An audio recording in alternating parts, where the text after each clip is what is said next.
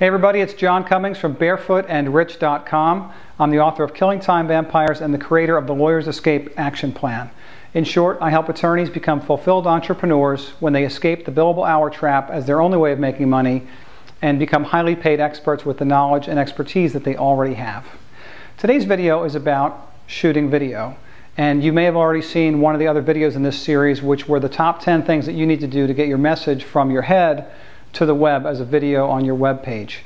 This is the second video in that series, and steps 1 and 2 of the 10 steps were to get the right environment for your video and also to use the right equipment for your video. So we're going to talk about those today, but I'm going to actually convert it to 5 things that you need to be aware of to shoot a really great video. So if you haven't seen the first video in the series, be sure to click on the link below this video to go back to the opt-in page so you'll get the emails when the new videos in this series come out.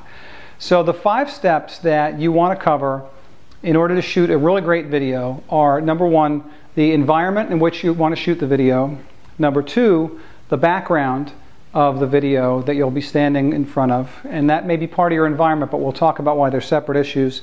Number 3 is the camera equipment that you'll choose for your shoot. Number 4 is the lighting, which is kind of tricky. We'll get into that. And number 5 is the sound, which is a lot less complicated than people make it. So let's start first with environment. This is one of the trickiest things that trips up the rookie videographer, and I tell you this because I've been a rookie videographer for a long time and made a lot of mistakes that cost me hours and hours of time and a lot of frustration. And because I work with my wife on her cooking blog, we learned the hard way in the furnace of experimentation that you can waste a lot of time on stuff that's not making you any money and get really frustrated just because you picked the wrong environment. So what are the variables that go into the environment for your shoot? Well, number 1, obviously, where are you going to shoot? If you have a home office or a studio, there'll be different things that govern your choice of where to shoot. And for us, we shoot a lot of our stuff in our home. And that created the need for a lot of figuring out, because we have dogs, we have 2 kids, we have neighbors and friends, we have family members, so there's always the threat of the phone ringing, the doorbell going off, the UPS guy shows up and my dogs want to tear him up, my little Shih Tzus. And so it's really important to pick the right environment for your shoot, and that involves not only where, but when you're going to shoot. So if you're thinking about an environment, consider shooting in a place where you'll have the least amount of distractions, at a time of day when you'll have the least chance of somebody interrupting you, and be sure to tell everybody that normally calls you, hey, I'm shooting today, could you please not call me or text me between this hour and that hour. One of the other things that you might not think of is to mute your laptop or your computer so that the sound of your mail coming in isn't distracting, and also your cell phone should be set to vibrate or silent so that you're not interrupted while you're shooting. We learned here at my own house studio last week some of the really bad things that can happen if you choose an environment that's outside of your comfort zone. So we normally shoot in a room in my home that you may have seen in my other videos where there's really nice natural light, but the rest of the environment is pretty controlled. There's nothing but my house behind me and the light is already set up, and if I take care of the environmental factors, we get some really great video. And my wife's done dozens of videos for her cooking blog that way. But we decided to shoot outside because she was making a beer berry sangria, and it was sort of an outdoor summery kind of thing, and it's warm in South Florida, so we thought, hey, let's shoot this one outside today. Big mistake. If you're not prepared for an outdoor shoot and all the factors that are going to come into play, consider just leaving that for the future and doing all your stuff inside.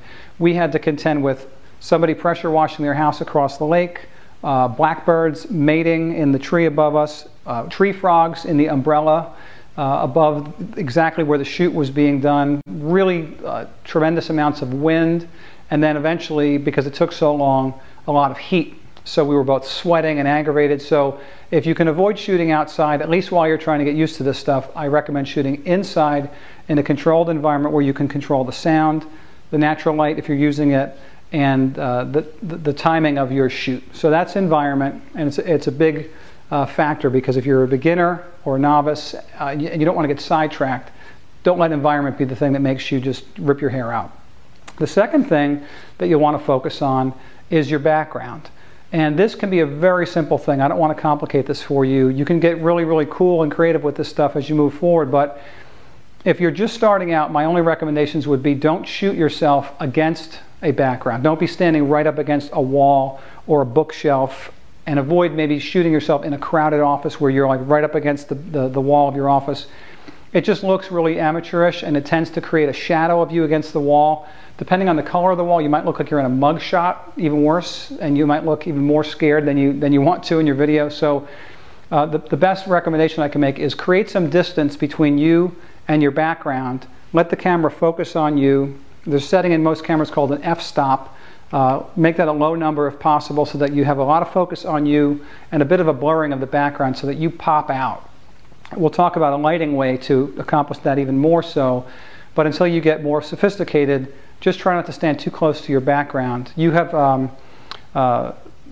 the choice is to shoot in front of just the room that you're in. If that's the case, make it a nice neat setup behind you so that you look professional, or finding a place where you've got a nice solid wall or a solid color that you can shoot as your background, but again, don't get too close to it. The other options, and I'm just starting to experiment with these myself now, are to have a background that you can hang like a white or a colored piece of fabric from, and I've used one of my old convention booths that's all white as one of my backdrops, and I just recently bought on Amazon for only about $100, and it's behind me right now, a pull-up screen on a tripod, and it's 90 inches wide by 90 inches high, so it's really big, provides a great background, and if you set it up with really cool lighting, you can get what I've got here, which is called an infinite white background. But shoot against whatever color you think works for you. Keep in mind whatever color you have on. If it's like really busy is going to be a factor in your focus. But pick a background that looks professional and works for your style. The third thing, and the second most complicated possibly, is the camera choice that you make. A lot of people have iPhones, Vados, flip phones, or flip cameras, and those are great for shooting sort of on the go and on the fly stuff. But if you want to do a professional looking in-studio type of video, at a minimum I recommend an HD tape camera, or at a maximum I recommend a really good digital SLR camera. And what's great is that Canon and Nikon both have models right now that you can get the entire kit for under $1,000, and depending on where you buy it, you can even get the tripod, film card, battery, case, strap, everything included in the kit for about $8.99 or less. And Panasonic, I think, also makes a similar model, and you'll want to just review them on the web to find what is the best solution for you. For me, I'm using a Canon Rebel T2i, and I'm considering the possibility of upgrading to a second camera, the Canon Rebel T4i, simply because they have some really cool new features with regard to focus while you're videotaping. But the Nikon came out with the D5000 a while back, and the Nikon and the Canon Rebel T2i were the first two cameras in the digital SLR category to really take amazing video. So I recommend that if you want to take really great video, look into the Canon Rebel series or the Nikon D series as two of your choices to start from. Find a price point that works for you, and invest in one of these cameras. You'll have a lot of control with these cameras over the amount of light that gets into the camera, the shutter speed, and the other functions that are going to really make things very crisp, high definition, and if you're struggling with some lighting issues, which we'll talk about in the next step, you have a lot more control over those when your camera has a lot of really cool manual settings, as opposed to just shooting with a camera that just takes video in a point and shoot format. And when you shoot it and you display it, it'll be obvious if you have a cheaper camera. So if you've got suggestions or questions about the camera model types or the costs or what the alternatives are or how to use yours, leave them in the comments below, because there's a whole bunch of people watching this that have different ideas and different questions, and I'd like to create a discussion about that on this page.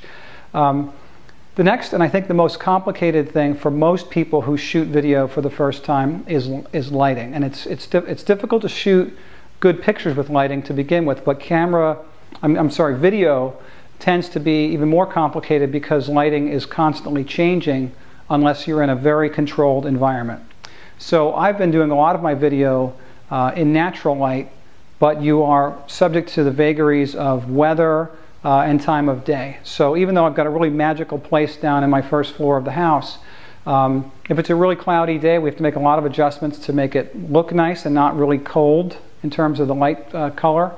And if it's nighttime, we can't do anything with that room. So that drives me to where I am now, which is figuring out a way to create a studio lighting environment that looks really nice, has the right warmth, and is controlled, at least as much as possible. So today what I'm doing is I'm shooting in a room where I've got some natural light to my right and I have artificial light to my left. And what I learned after a lot of trial and error is that you can create some really nice artificial light if you know what you're doing. So the biggest rookie mistake that I made originally was to just try to put one light right behind the camera, just facing right at the subject. And what happens is you get, one lighting source, it looks flat, there's a shadow behind you, and it looks horrible. You look like you have bags under your eyes, everything's terrible. But if you put a light 45 degrees to one side of you, you can create a really nice bright light on the subject, and it doesn't look as flat. It creates a nice angular light that fills in your face, and it's called a key light. It's your main light. And the second rookie mistake is typically to take your other light of similar power and similar distance and just set it up 45 degrees to the other side.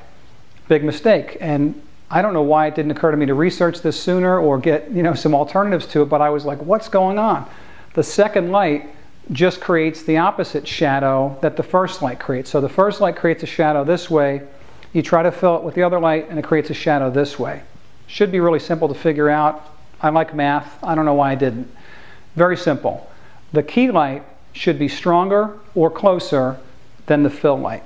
So if your fill light is the same strength as your key light, move it back a couple of feet and it will diffuse the light so that it's not competing with the key light. Or put in a lower lumen bulb, or lower wattage bulb rather, and that will give you enough fill to fill out the shadows without ruining the shadows or the light from the first light.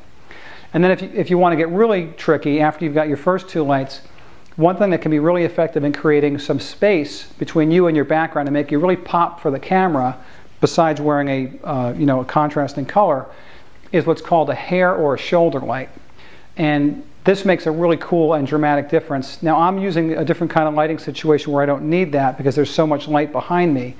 But if you're just shooting in a room with a key light and a fill light, the way to pop from the background is to use a third light known as a head and shoulder light that you put above you and behind you. It shouldn't be seen by the camera. It should be high enough that it's not in the scene.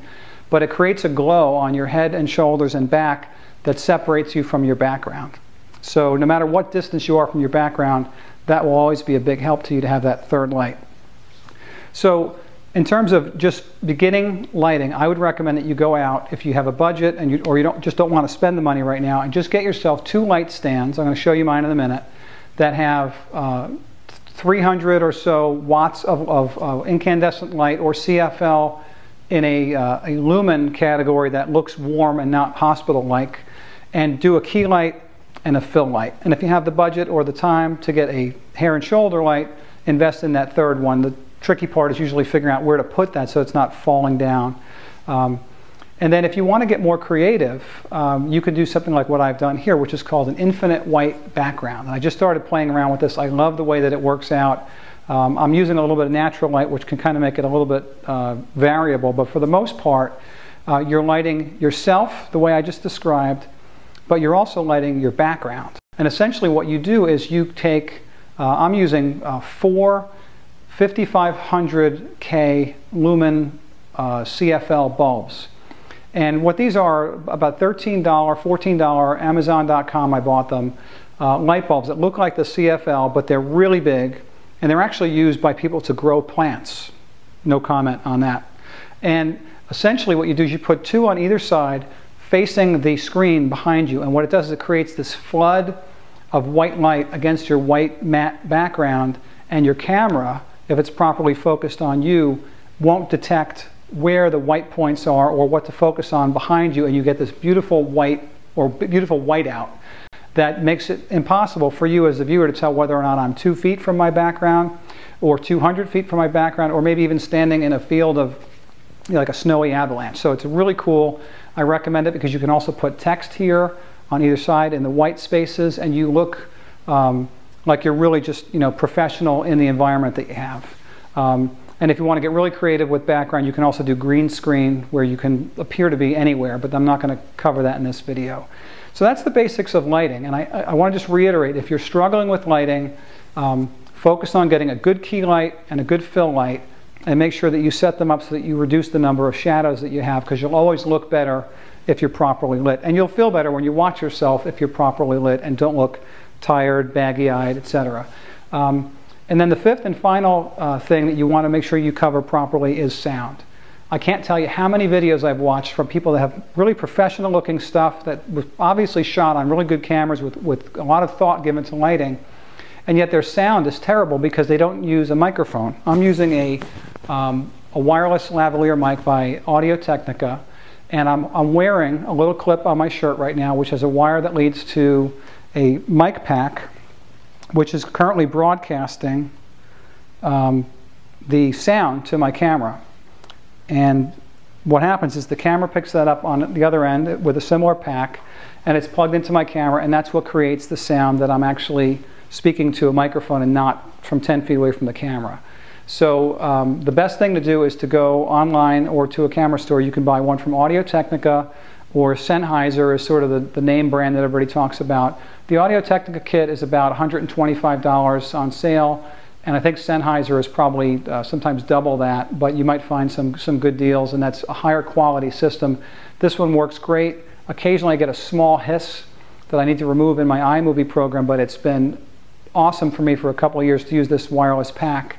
And so I recommend Technica. If you have any other suggestions about brands or questions about using microphones, put them in the comments below. So I hope that's been a helpful overview for you of the 5 things that you want to focus on in shooting a great video. A good environment, a good background, good camera equipment, good lighting scenario, and by all means invest in a wireless lavalier mic so that you sound professional in your videos. I hope you've enjoyed this information. If you have any other questions about this or other technical issues about getting your video from your head to the web, please leave comments below and I'll try to address them in the next video or the next part of this series. Thanks again, and I'll see you soon.